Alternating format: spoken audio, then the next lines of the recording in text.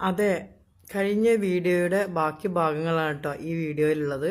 അപ്പോൾ നമ്മൾ കഴിഞ്ഞ വീഡിയോയിൽ പറഞ്ഞത് സ്നേഹിച്ച് കല്യാണം കഴിച്ച് അതിന് ശേഷം തീർപ്പ് കിട്ടിയ ഒരു പ്രവാസിയെ കുറിച്ചാണ് കേട്ടോ.